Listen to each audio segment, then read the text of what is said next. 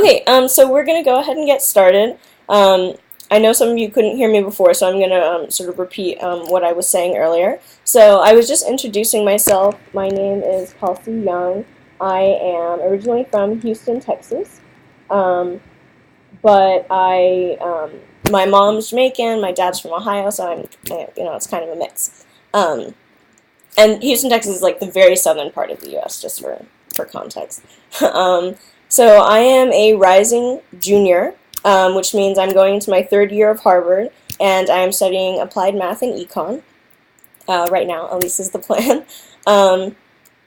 So my role this year at HMUN India is going to be two-part. So first, I'm USG operations. This means I manage all the finances of the conference, the speakers, sponsors, etc.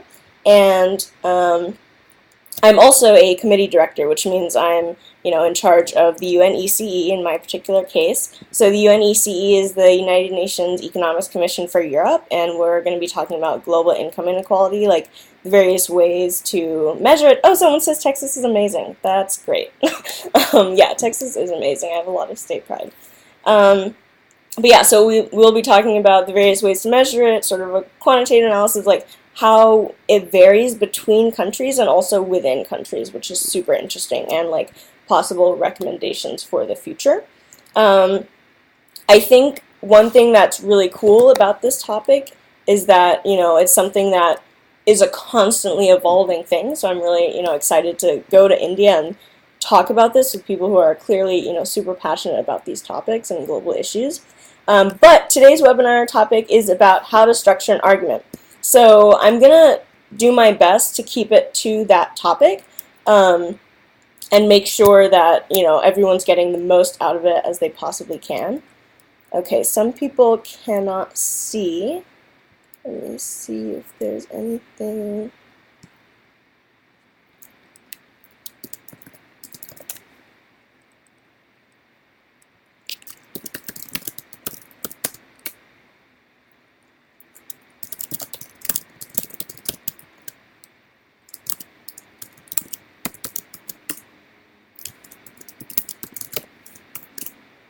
Okay, well, it looks like at least people can hear me, so that's something. Okay, let's see. Some people can't hear me.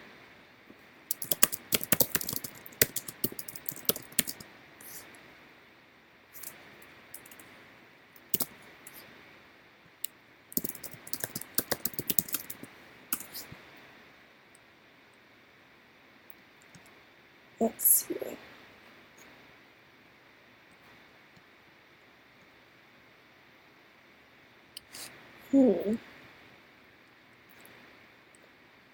Okay, so what I'm going to say is, yeah, so if you try clicking the box multiple times, seems to be working. So, oh, perfect. Okay, so now people can see and hear, it looks like. So I'm going to go ahead and continue. And worst case, this will be recorded afterwards, so hopefully everyone will have a chance to hear the same information, even if maybe you can't necessarily hear it right now.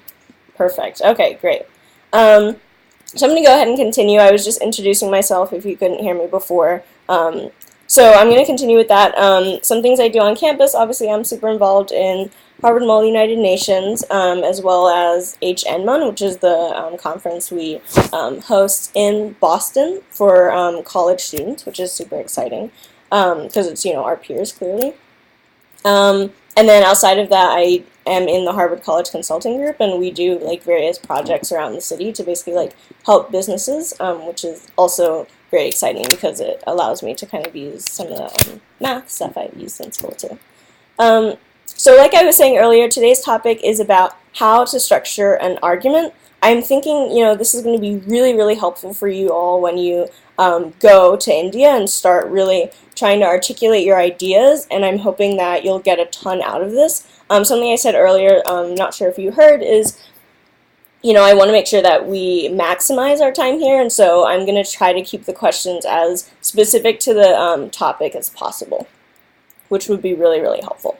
So one thing that I think makes it really helpful to be on this webinar, I'm just going to explain the format of it. So the way it's going to work is I said it's going to be very, very interactive, so if you have any questions, just shoot them over the chat. It's hard to like look at the chat and also talk, but if I miss anything, just write it again and I'll hopefully pick it up. The length of the webinar will be about an hour and 15 minutes. There's like clearly some flexibility there, but it'll be about an hour. And like I said, the topic is how to structure an argument. So one of the things that I think makes it hard to structure an argument and to have a really impactful speech is that a lot of times these tasks can be, very ambiguous. So a lot of times, like, you will walk into a committee room and the topic at hand doesn't have a real-world solution, which is what makes it hard, right? Because you have to come up with a resolution with your peers that might be something that the world hasn't even come up with yet. So that's one thing that makes it hard, and it's easy to get lost in the details. And when you're lost in the details, your argument often can be convoluted, or maybe, it's not super targeted to the point that you're actually trying to make. Another thing that makes it hard to structure an argument is that, we have really long committee sessions sometimes. Sometimes they're shorter, sometimes they're longer, and a lot of times your fellow delegates might have wandering attentions, or your particular point isn't being heard because people aren't super captivated, and in that sense, having a strong argument would be immensely helpful. So I'm going to talk a little bit about what I hope you'll gain from this webinar, and then at the end, if you still have lingering questions about any of these, I guess, like goals for the webinar, of course, let me know. I'll probably talk for about 20 minutes, and then at the end, I'll try to take questions, and I'll also try to take questions like throughout if there are urgent questions. But yeah, like I said, it's kind of hard to look at the chat and talk, so I'll do my best. So one of the things I hope you gain from this webinar is knowing how to make a really captivating argument to the point where like your audience is going to remember your points and also be engaged with the point you're making as you're making it. And a good argument can help captivate that because it's clearer, it's easy to follow the structure of the argument, and everything like that. You also want the audience to understand what you're saying. A lot of times in diplomacy, miscommunication can cause arguments that, don't really even exist between countries. So it's really important to have a clear argument where, you can express to the full extent what you're actually thinking, as opposed to having miscommunications and then, the whole committee room is now off track because someone maybe didn't understand what point you were making. So a good argument is going to be super clear, and we'll talk about ways that you can make a really clear argument. And then the next thing is that one of the things at least whenever I'm, director of a committee, that's super helpful and that I really look up to in certain delegates is that certain delegates can become like the epicenter of the conversation. So when you're able to synthesize other ideas and construct new ones and move the conversation forward, it's a really powerful skill. And I think, that would be immensely helpful as well, just so that you're able to take full advantage of your peers in the sense that you want to be building on ideas, right? And then finally, it'll help you to be more memorable so that when you go into unmods or, the unmoderated caucuses or whatever, you're able to, be super productive because people know what you said, they know what your point is, and so, you're able to move forward. So I think that this will be helpful for you to be successful at Model UN, both in and out of the committee room, and then also build diplomatic skills that are really translatable to any situation. This goes beyond just, just learning how to structure an argument for this particular committee room. Knowing how to structure an argument, I think, is helpful for writing essays. It's helpful for, when you graduate high school, when you graduate college, it's really helpful to be able to communicate. So I'm going to start out by saying, what exactly is an argument? What types of arguments are there? Why do they differ? When is it appropriate to use one versus the other? And then maybe some various ways how to structure an argument, how to synthesize other ideas, and things like that. So the first is, my view of the world is that there are two general types of arguments. The first is a deductive argument, which you've probably all heard of. maybe, or an inductive argument.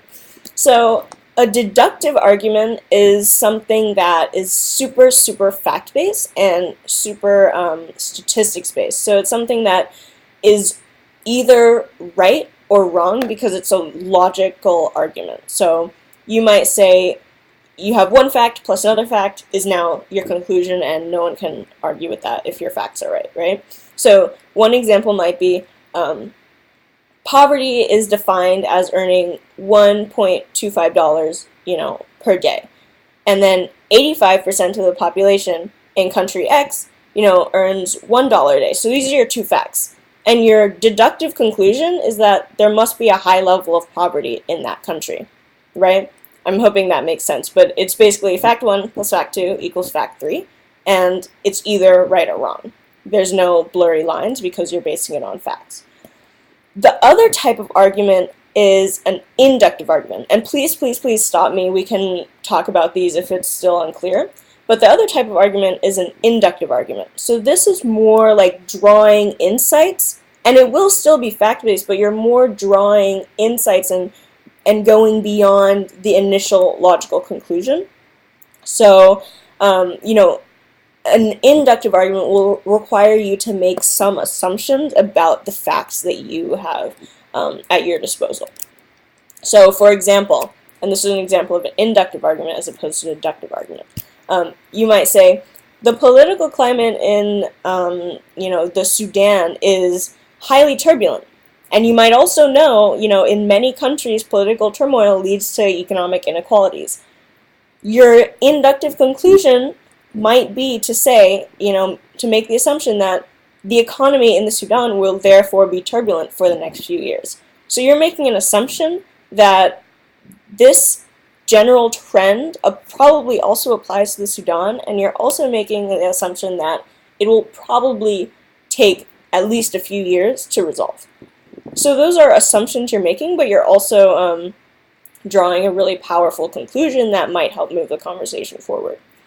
So let's discuss when each one is appropriate, because they're not both always appropriate to use, and while it might seem like a deductive conclusion that's purely fact-based and doesn't have any holes in it, that might seem like the one you always want to use, but in reality that can be super limiting and very constraining. So I think a deductive argument, and this is my personal view, and I think it'll help you guys a lot during the committee room, but I think a deductive argument that's so fact-based is helpful when you're writing essays, and when, for example, you're writing your position paper, or maybe a lot of you will be writing update papers if you're ADs, or whatever the case may be. A deductive argument is really helpful when you're writing a paper. The reason I say this is because you have a lot of time to research, so you're not going to be accidentally throwing in facts that might be inaccurate.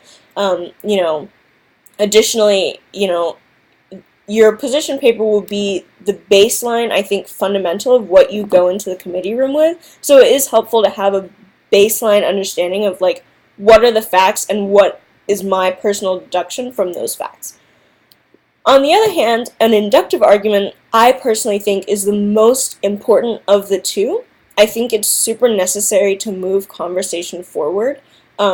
When I was a chair for the Boston conference, I often felt like people were throwing, facts around and maybe not necessarily moving the conversation forward and saying, okay, now that we have all these facts, which most of us have already gathered in the position paper, now how can we move forward and discuss foresightedly thinking about the resolution and what assumptions we can now make based on those facts. So that's really drawing insights, and I think much more intellectually stimulating than necessarily, having your two facts and coming to a logical conclusion, which is also helpful, like I said, to come up with a baseline argument, but might not yield the most creative and interesting results.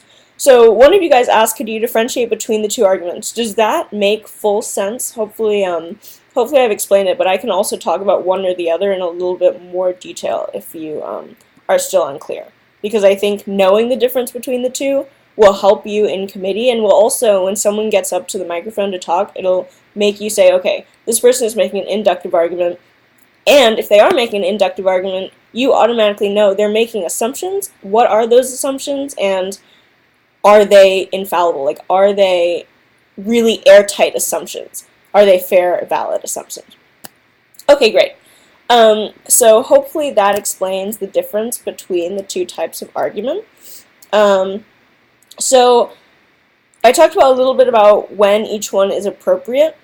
I'm going to talk about the structure, I think, of a successful inductive argument. So a successful argument that is drawing insights. Okay, great. People are saying it's clear, so that's good. So I think the way I usually structure an argument, and this goes for paper writing, it goes for speech making, any platform that you want to make an argument in, I think it is fair to apply this super helpful structure, which I learned in high school, and probably, all of you have heard before. If you haven't, I'd be interested to know. But it is point, evidence, explanation. So whenever you're making an argument, having it structured in your mind, at least into 3 different parts, is helpful, because it'll mean that when you're being timed at the, by the chair or whoever the director is, it'll mean that when you have, say, 10 seconds left, you automatically know, okay, I know what my point is, I know what the takeaway is going to be, and I can jump to the end of my speech without, being super flustered, because I know what the 3 parts of my argument were, and I can elaborate, or I can just finish. So point, evidence, explanation, I'm going to try to elaborate a little bit on this, because, everyone learns this in different ways, but I think when it applies to a committee room, it'll be really helpful for you guys to have a super clear understanding of what it is. So the point part of PEE is always know what you're going to say before you get to the microphone. I know that sounds super maybe intuitive, and it sounds like, okay, obviously I'm going to know what I'm going to say, but sometimes you will feel, especially if you're maybe a novice delegate, you will feel very scatterbrained or maybe flustered when you come up to the microphone, and when you have, these 3 points, it'll be really helpful for you to structure what you're saying and have more confidence while you're saying it. So the point is the big takeaway that you want your audience to know. So like, if your audience is only listening for the first 30 seconds of your speech, they should automatically know, okay, I know what this person is going to talk about. So one point might be like, I believe income inequality is not, varies heavily between countries. So that's your point. And, people can take that as like the grounding of your argument, and if they don't listen beyond that, they should have at least a takeaway of what the purpose of your speech is. So this is really like setting the scene for your argument. This is you telling the audience, it's like a trigger for the audience to know, okay, if you're a country that is interested in this topic, or if you're a country that agrees or disagrees with this topic, basically you should listen, and it grounds people in what you're trying to say, which I think is really, really helpful, especially when these are long committee sessions, and maybe people will be thinking, I don't remember which countries I agree with, which ones I don't. When you get up to the microphone and you have a really solid point, it'll be very helpful. So the second part of this structure is evidence. Even though you might not be making a strictly deductive argument, even your inductive arguments have to be based in reality. So I wouldn't just randomly say, the Sudan, I'm just using the Sudan again as an example, but, the Sudan is the poorest country in Africa. That's probably not true. And second of all, have I based this in any kind of reality? Have I done any research on this? Have I, talked to anyone about this? So the way that you bring authenticity to your argument, and the way that you bring some kind of like authority to your argument, is to offer real evidence. And so someone's asking here, will we get microphones? Yeah, you will get microphones. The committee rooms are, unless they're quite small, then you'll almost always have a microphone. I was in an EcoSoc committee last year and for Boston, and it was a very small committee room, and we still had microphones, so I wouldn't worry about that. It's actually really helpful, obviously, to have microphones, because if you're someone who doesn't necessarily naturally project, you know, you don't have to worry about that. You can focus really on your argument and less on, you know, making sure everyone can hear you and whatnot. So I think that's, you know, part of why they do it. Yeah, so during the speakers list, how should our speech be structured? So during the speakers list is probably the most important time to apply this rule, and I really truly believe that this rule can work at any point during the committee session, but particularly during the speakers list. You know, there's no topic of conversation during a speakers list. You know, when you're in a moderated caucus, it's different because now someone has set the topic, and everyone knows, okay, when you go up to the microphone, you're going to be talking about this general area. But when you return to the general speakers list, now it's kind of open fire, so to speak. It's at anything, nothing's off the table. So yeah, I think it's helpful, especially during this time, to make sure your points are super defined, super clear. They're not like blurring with other points that have already been made, and that you're moving the conversation forward. So, you know, I would say, if anything, even more so during the general speakers list to apply this rule. But yeah, so I was talking about the evidence part of point, evidence, explanation, and I said that this is going to help you bring authenticity and authority to your argument. I think one point I'll make here is that a lot of times delegates get so wrapped up in, like, okay, you know, is this person's facts right? And, you know, is this statistic really 20% and not 22% or 30%? If it's wildly off, like it's 90% of the population is living in poverty, and someone has said, this country has no poverty. Okay, that's fair game to bring up and say, hey, you know, this is completely wrong. But it is really important to note, you know, as long as it's directionally right, and I think as long as the point is made, don't focus too heavily on this evidence portion. The evidence portion is, I reference it more for you to bring authority to your speech so that people can say, okay, this person is not making stuff up out of the blue, and this person has done research, and so I'm going to listen to this person because, you know, this person isn't just making things up. So, you know, some ways that you can cite evidence, obviously you can cite statistics, you can cite, you know, highly popular articles, so like you can cite the Wall Street Journal, you can cite El Tiempo in, you know, in Colombia or whatever, and citing basically an authoritative figure who agrees with your point, and can back up your statement basically is really, really important. And I think also as a chair, I look to that because it's like, okay, this person has clearly been passionate enough about the topic to do some basic level of research. The worst is when you get up there and you get so passionate about the conversation that you just start saying things for the sake of moving your point forward, and, you know, that will actually detract from your argument, because it will, I think, eliminate whatever you have built up in terms of like an authoritative figure in the committee room. And then lastly, the explanation. The explanation is what ties the whole argument together, and I think will, it'll leave your audience with a certain impression, and you want to make sure that that impression is true to your original point. So the explanation says how, basically the point of the explanation is to say, how does the point and the evidence answer the question at hand? So if the question at hand is, how can global income inequality, for example in my committee, be remedied, if at all? And you might bring up the point, you know, that global income inequality is rampant throughout various countries in the Middle East. And your evidence might be, well, I read in this journal that, you know, global income inequality is rampant, particularly in Egypt. I don't know. And then your explanation would be, how do those 2 points, how am I interpreting these 2 points, the point and the evidence, to now answer the question of how global income inequality can be remedied? And I think the reason that it is helpful, even if you don't say this explanation out loud, even if this explanation is perfectly intuitive, It's super important to have this explanation at least in your mind, because it will force you, before you get up to start speaking, that to make sure that you really are staying on topic, and that you're not just speaking about an off topic. It'll basically ground your argument and make sure that you internally know what you're doing.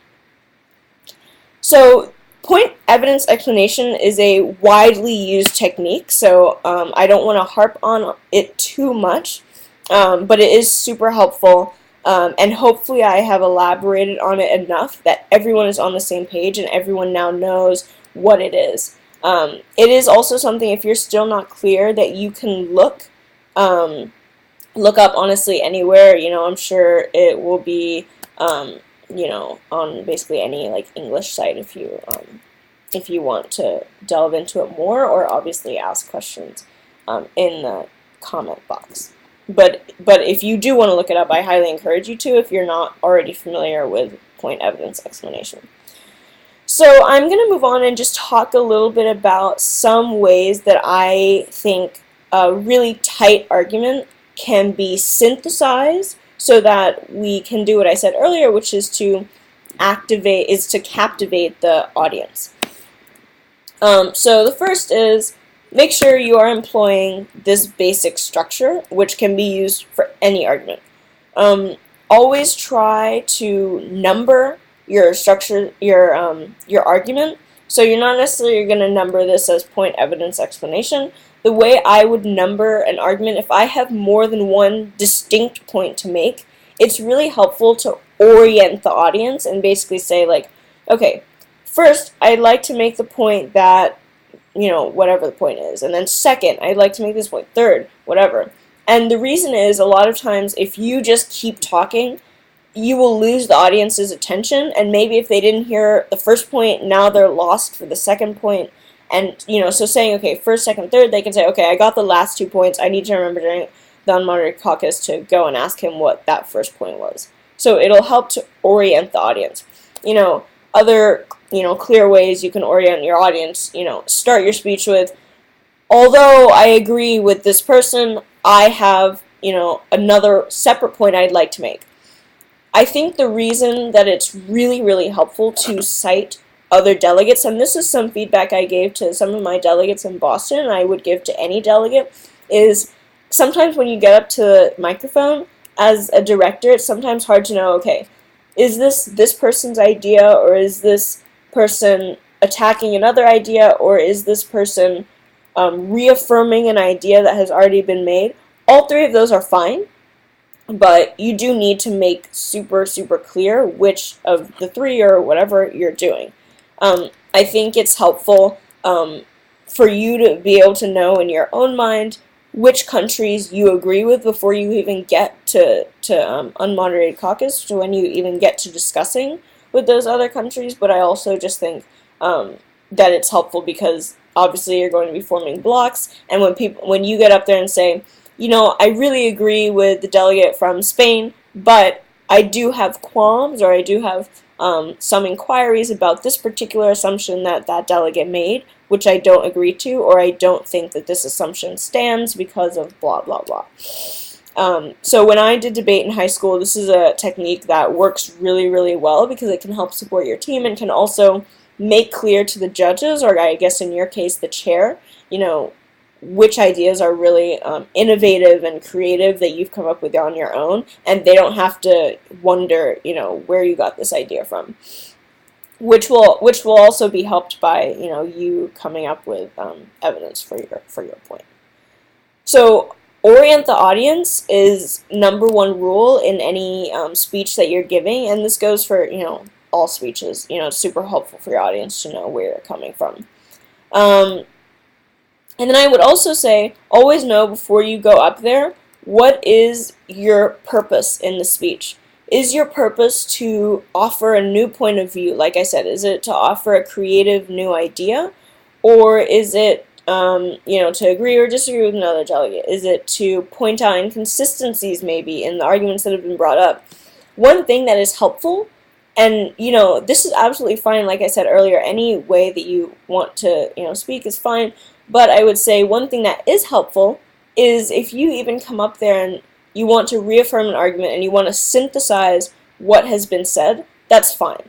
If you want to go up there and say, you know, the delegate of Spain believes, you know, this and that, I want to be clear, you know, that I, on the other hand, believe this, this, and this, or whatever. That will help you, of course, when you go into unmods to know which delegate said what. So, are there any questions here? We should say as the delegate of, yes. So, exactly. So, you should never refer to yourself, and this is, it's a pretty hard rule, so, you know, try to be as strict with yourself as possible, especially if you're a novice delegate or, you know, you're just joining the MUN world.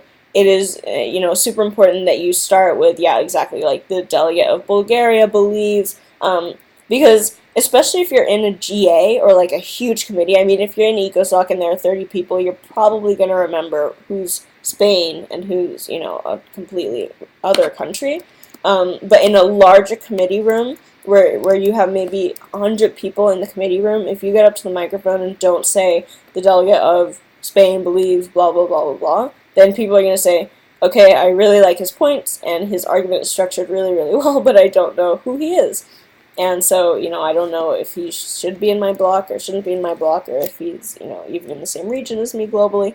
So, yes, so you should always say the delegate of whatever your country is would like to speak. Always refer to yourself in that third person and in that particular format. So that's that. So hopefully that answers that question. So yeah, I talked about always making sure that you know what the purpose of your speech is before you go to talk about that topic. And then the final thing is that this is just a final, I think, thing that will add some sophistication to your speech, and at least for me as a chair has always been really helpful when I go to look at, when I start looking at draft resolutions and so on.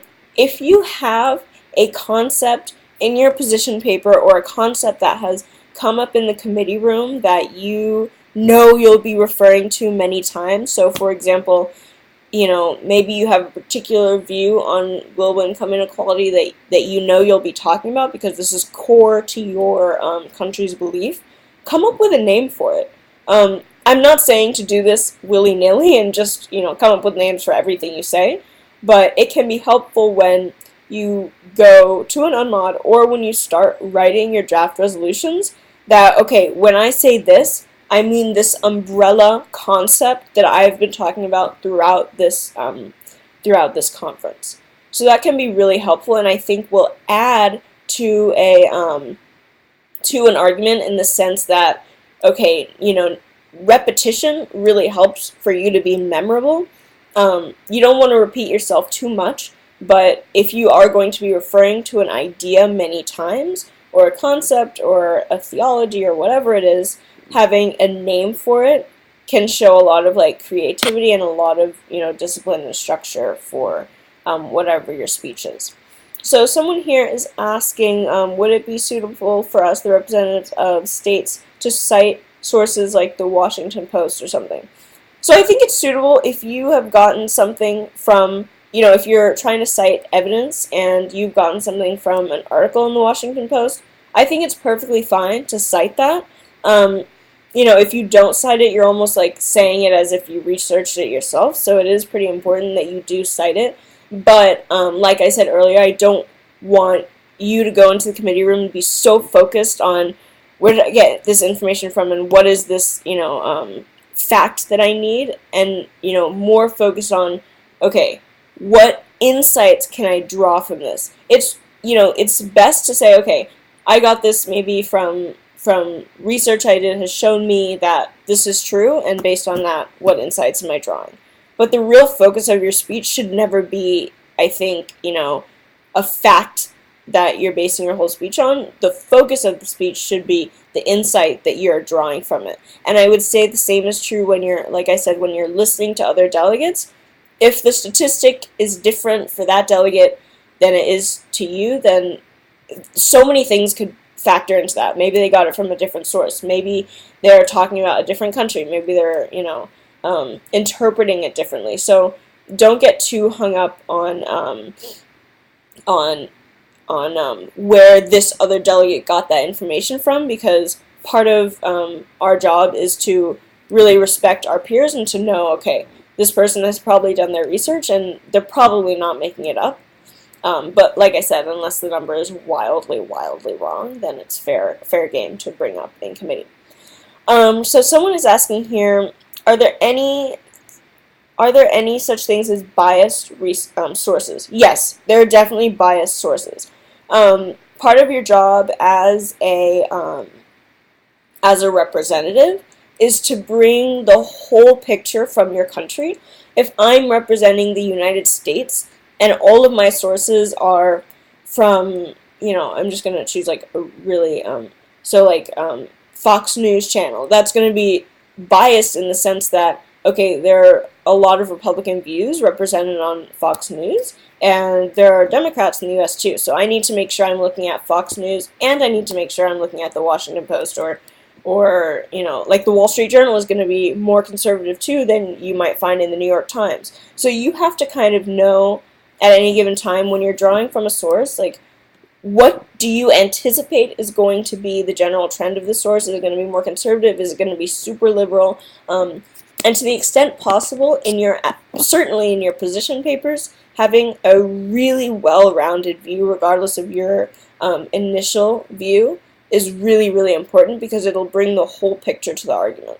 And you have to be true, really, to what your country believes, as opposed to just saying what you personally believe. And that's the whole point of diplomacy, right? If I'm representing the U.S. and I don't necessarily agree with the people of the U.S. think, that's my own personal thing, and I wouldn't bring that to a United Nations conference.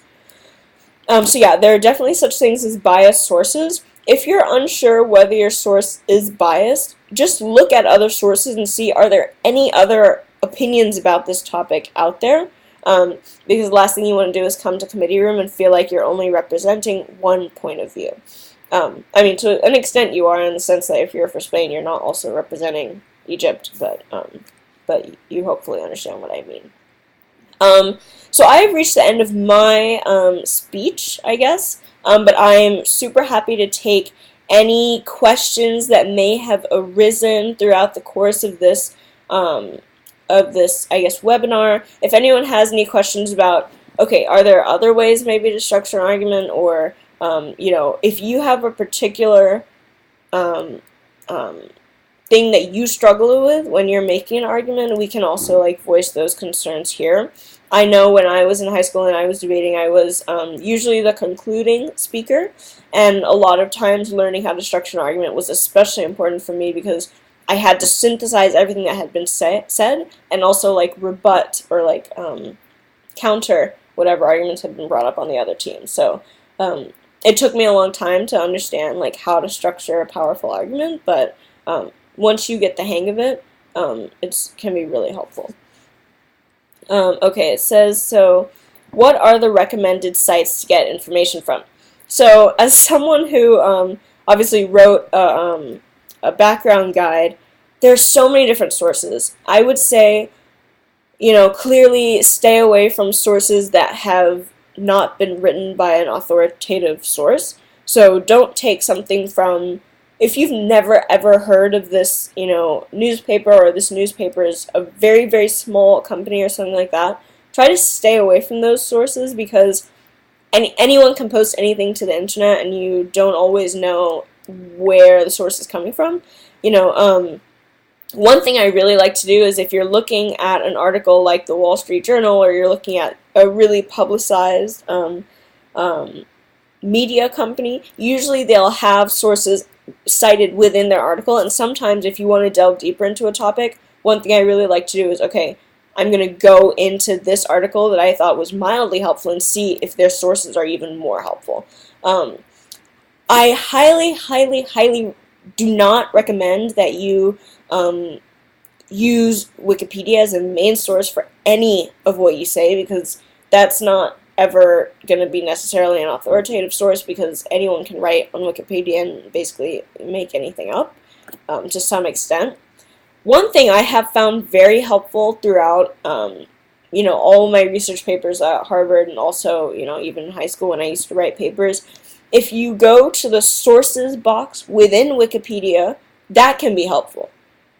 Especially if you see something in the Wikipedia article that might say, you know, um, poverty in Cambodia has been a problem since 19 whatever, and I'm completely making that up. But if you see something like that and well, I'm representing Cambodia and I would like to know more about poverty in Cambodia, okay, then it's fair game to go into that source on the Wikipedia document and see what the outcome is.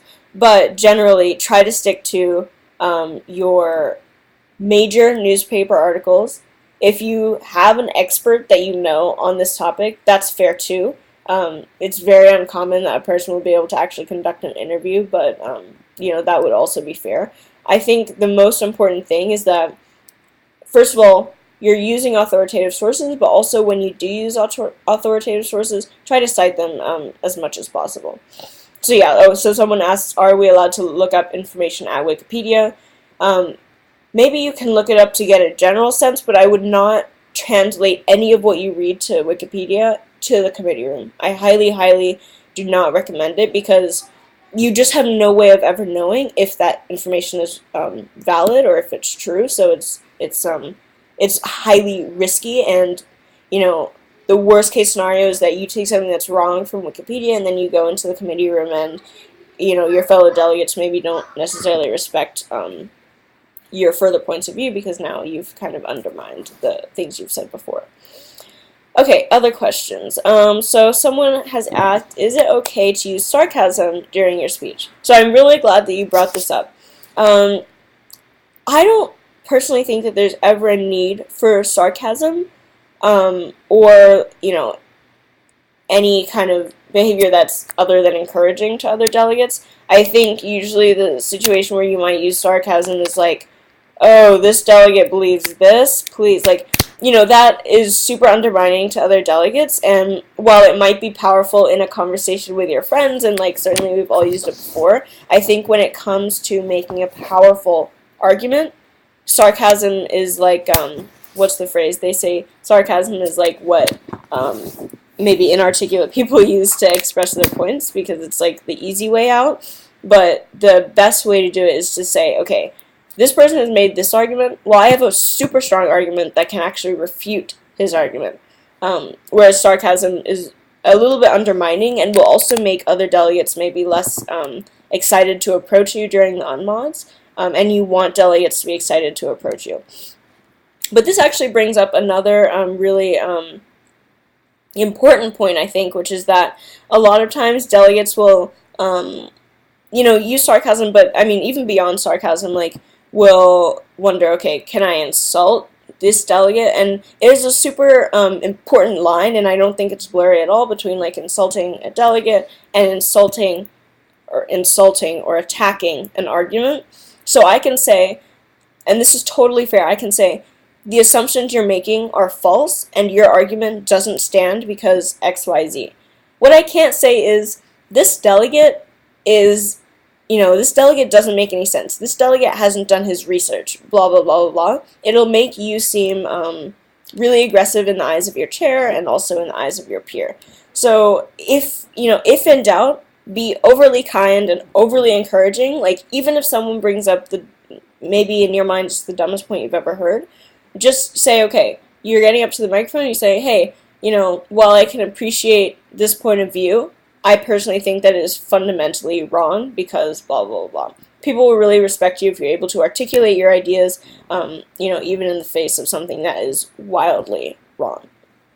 But yeah, short answer, try not to use sarcasm, try not to discourage your peers. I personally find that sarcasm will discourage people who are novices and things like that, because it'll make them feel less capable.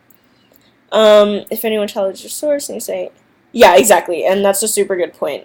If anyone challenges your source and you say Wikipedia, it will be really bad. Exactly, and people do challenge your sources. I mean, I do try to discourage people who get up and say, oh, where'd you get that from? Because that's my job as a chair, to decide who got valid information from where. Your job as a peer is to take that information and say, how does this relate to what my personal beliefs are, and like, you know, is this at least directionally right, regardless of where they got it from.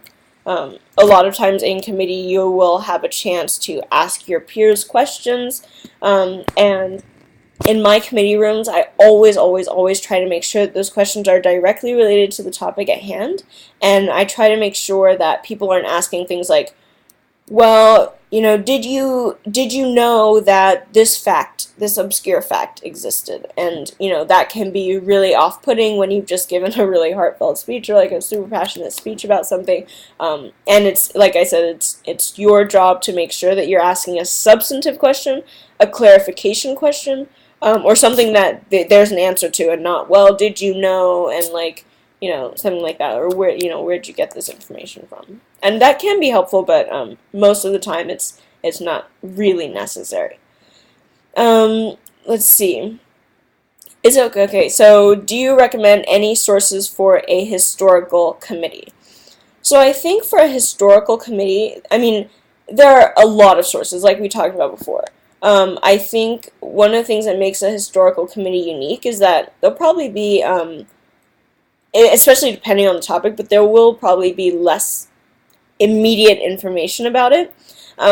One thing that people don't necessarily know about is if you go to any newspaper site, if you go to like the New York Times, there's this huge, I mean, they have huge numbers of archives. You can literally find newspapers from like 1890, and when I was writing my background guide, looking through the archives of various newspapers that I knew about was really helpful. Even like, you know, for me, trying to look up what was income inequality like in the U.S. in 1896, like, there are articles on it. There are articles that follow the presidential campaign in 1896. So, you know, things like that can be really helpful. So I highly recommend you look through archives.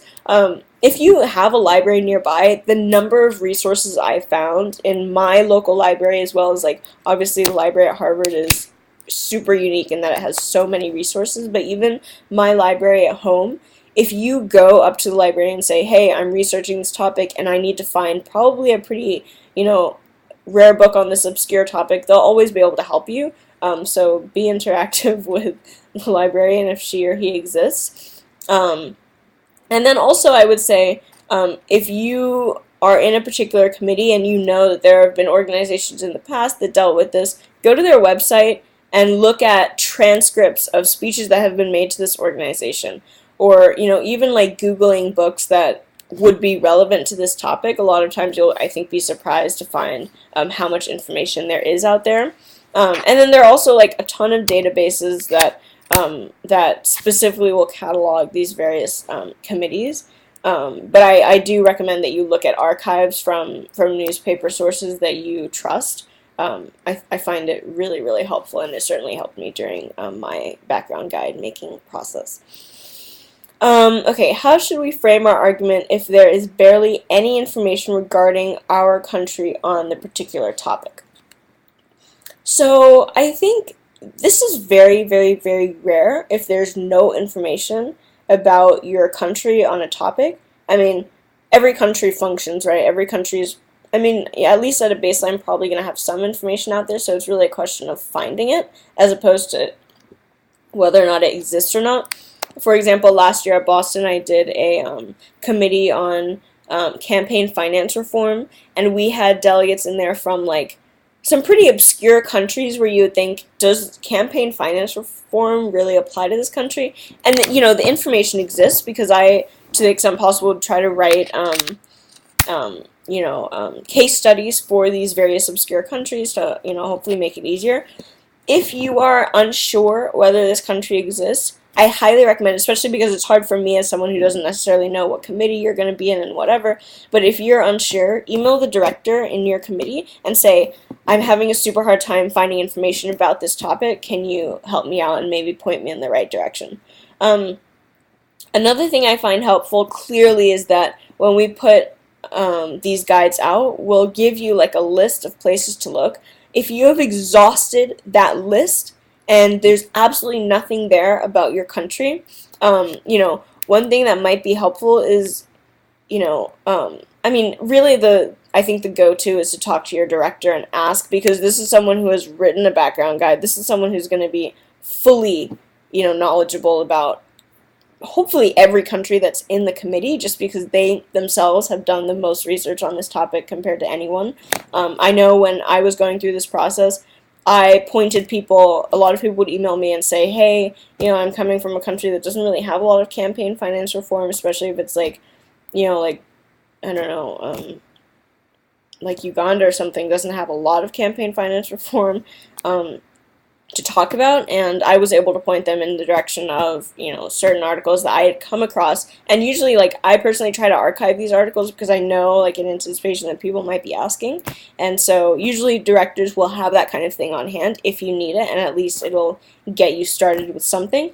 If there is no information about your country, this is a super, super unique opportunity for you, right? Because now you can go into committee and come up with this novel idea that no one has come up with before. So I'm just going to keep using the example of campaign finance reform. Like, if you are coming from a country that has never discussed campaign finance reform, then this is an opportunity for you to make your own opinion, right? And say, okay, well, I know other facts about my country based on the fact that my country is in wild poverty, based on the fact that this country has been at war maybe for the past 2 decades. Based on this, this, and this, I can now make assumptions, and that's where you get into your really powerful inductive arguments, where you can say, okay, my country doesn't have solid information regarding this topic, but I do know other facts about this country, and you can start to structure your argument around other facts to now draw insights towards what you think your country would decide if it did have this topic in conversation. So, you're never at a loss. Like, the structure of the argument will always be the same, even if you don't necessarily have exact evidence to point to about this topic. You can point to other evidence and say, well, based on this evidence, I think my country would decide this, which is really for everyone. This goes whether or not you have a lot of information for your committee. What if you don't have any other credible source available? What should we do? So I would find it kind of hard to believe if you don't have any credible source available to you. I mean, there's no situation that I can think of where no credible source exists on this topic. That would be another situation if you are finding that you're not comfortable with the sources you're using and you don't necessarily think that they're right. Send them maybe in a link to your director and say, am I right to use this source, and is it fair to use this source or not? And they'll be able to tell you, this source doesn't look accurate, you should use this one instead. If you're super unsure and your director, for whatever reason, isn't able to help you, always stray towards hard-copied books. And the reason I say that is not just because being old-fashioned is fun, but also because hard copy books have been through a full process of being edited. They've been approved by someone, so they really have. You can't just publish a hard copy book without some kind of validation process. So always stray towards books when possible, and actually go to the library and don't get comfortable just sitting in your room and surfing the internet, because a lot of times you will run into sources that aren't super credible. But yeah, that can be really helpful to go in person.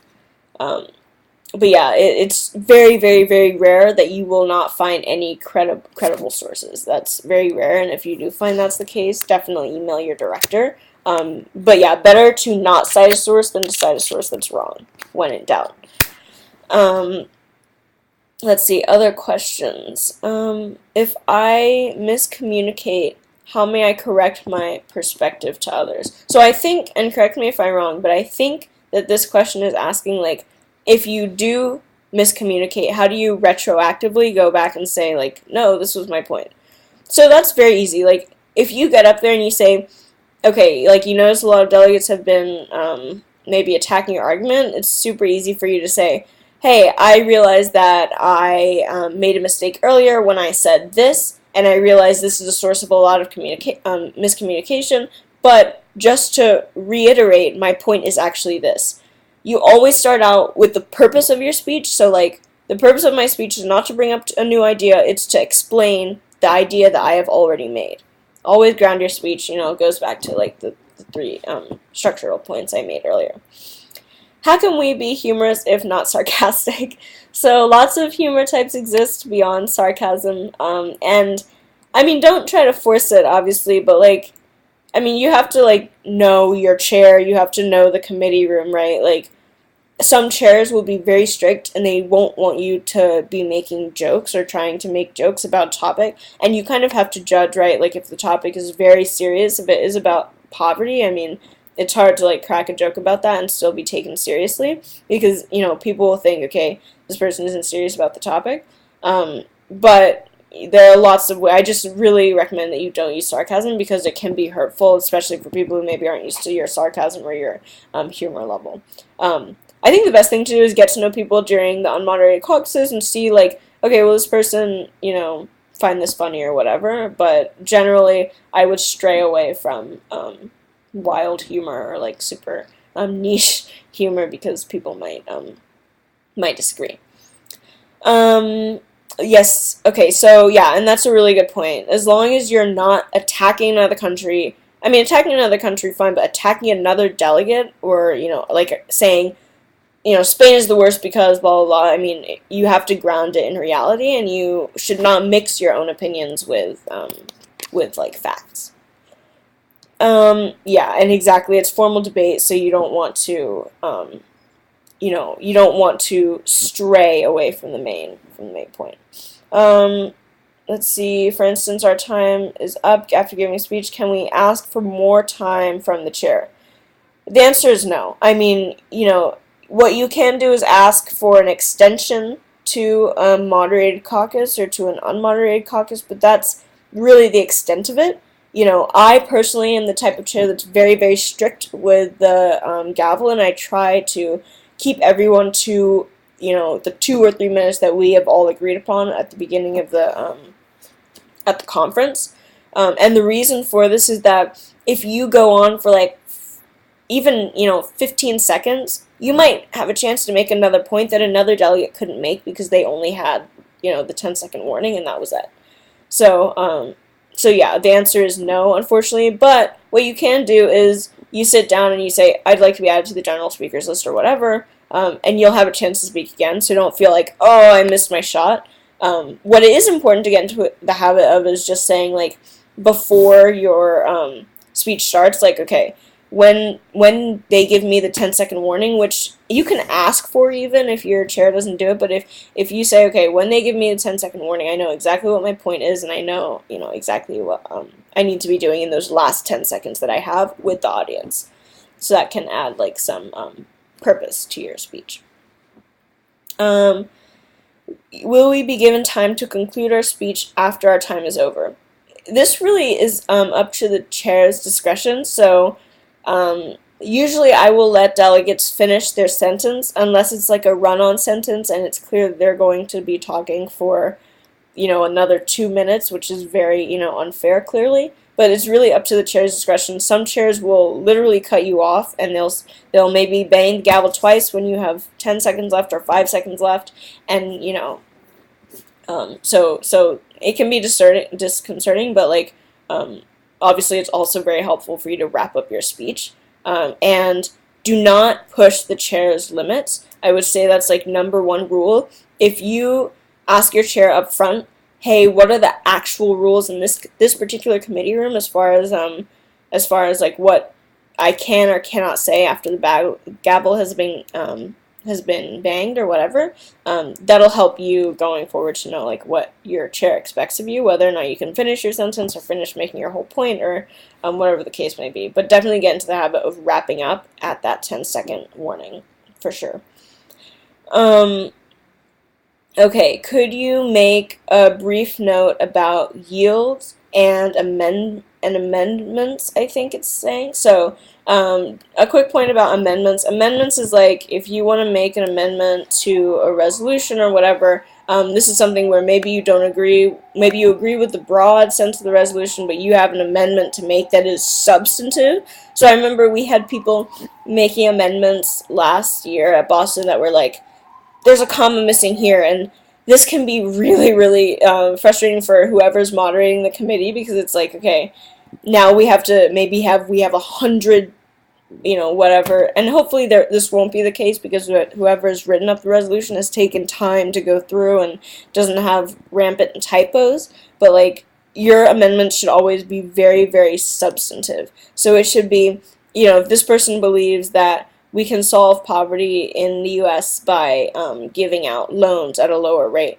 Maybe you're thinking, actually, I think the low rate should be even lower, and that's a substantive argument that you can make, but it should always be substantive, and that's something that happens after the resolution has been brought to the floor. It's something you vote on, and all of this, like knowing how to make an amendment and make a good amendment, should all be in the preparation guide, and you guys will get that. And there was also a webinar already done about the rules of procedure a little bit, so hopefully if you have any additional questions, that can like answer it for you.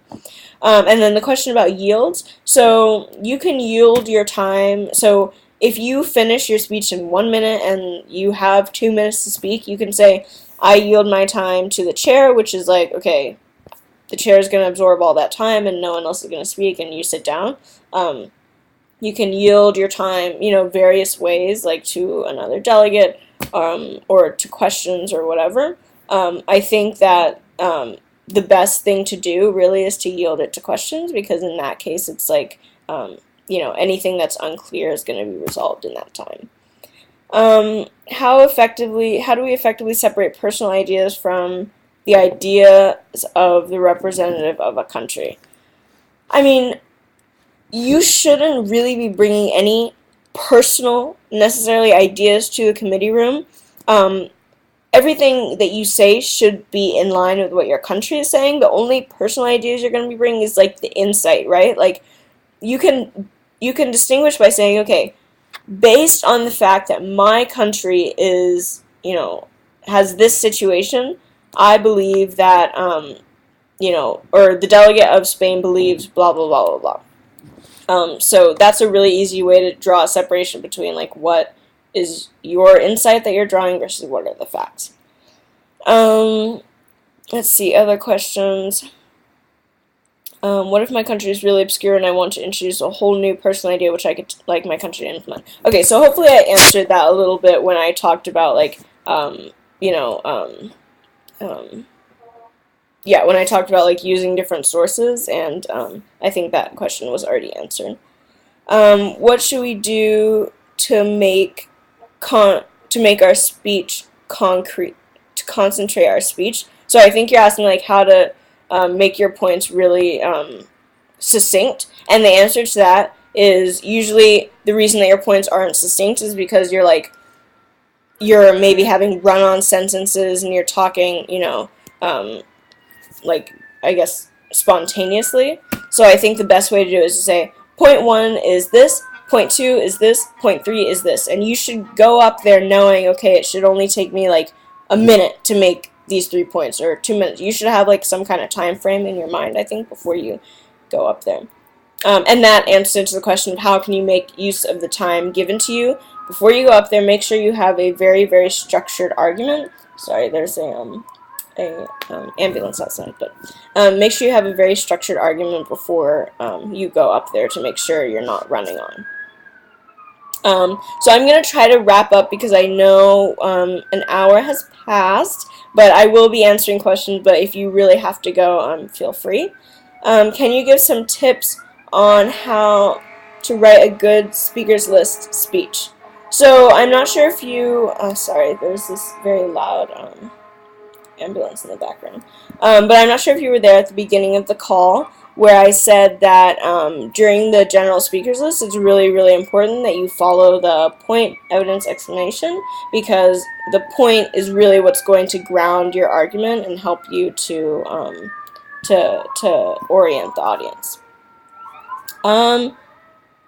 Let's see. Okay, so I think that answers all of the questions. I am so grateful that you guys were all able to to come to this webinar, and hopefully it was really helpful. I do have some ending announcements I'd like to make before you guys get going. So the first is I really urge you all to thoroughly read the background guide.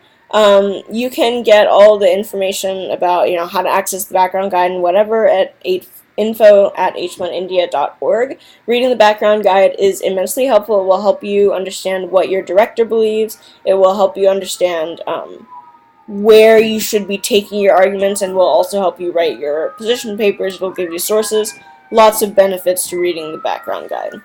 I also encourage you to email your directors with any substantive questions that you might have. Sorry, I know there's this loud sound in the background. Hopefully you guys can't hear it though. But yeah, I really encourage you to email your directors with any substantive questions that you might have, and then with any logistical questions you might have, whether it's about like financial aid, whatever it is. Make sure that you email info@h1india.org. Let's see. Oh, really important. Position papers are due Monday, July 25th. So I'm going to actually type that here in case anyone, Monday, July 25th, position papers due. So hopefully anyone who can't hear or whatever has that information. And they have to be uploaded to Monbase. Please don't send all of your position papers to your director. They need to be uploaded to Monbase so that, because we access all of them from the same place, and we need to be able to see yours there. Of course, information about the position papers are also in the background guide, but, of course, if you have any questions about that, let us know. Are we allowed to refer to information provided in the background guide? You can refer to information provided in the background guide. If you use information provided in the background guide, you must cite it, because as someone who has written the background guide, it will be immediately obvious if you've taken information from there and not cited it.